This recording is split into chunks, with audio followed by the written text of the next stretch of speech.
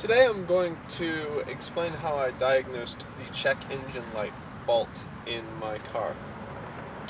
Some of the information will apply specifically to my car, the E36 BMW, but most of it applies to just about any car you can buy. The check engine light is kind of a terrifying sounding light, and every time it goes on, a part of me panics. Okay, I've checked it. It's still there. Now what? The check engine light is usually a very minor problem. It could be a variety of things, but it's always associated with the emissions, fuel, exhaust, that sort of thing. Um, and it's very easy to fix most of the time. In my experience with this particular car, the 328i, the E36 BMWs, most of the time it's just the gas cap. And this is true of a lot of cars. If the gas cap is loose or if it's worn out, a little bit of the gas vapors will start leaking out. The car will detect that, and that's enough to trigger the check engine light. Not a major problem. You can drive with it like that until you have time to buy a new gas cap. So it's really nothing to worry about. However, you don't know for sure what it is because the check engine light could be anything.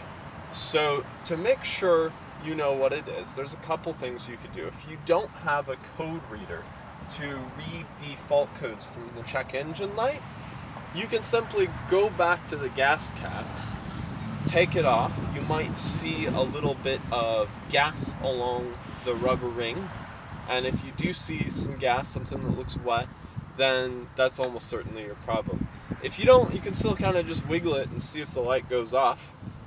It might, and if it does, then that's your problem. But if you're still not sure what the problem is, you'll have to read the codes.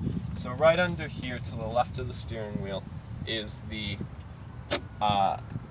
little plug-in. You'll need a fault reader. You can rent these at parts places. Or you can just get cheap Bluetooth fault readers like this one, which is really slick. If you're going to work on your car for any amount of time, I recommend them. They just look like this. One end plugs in underneath here.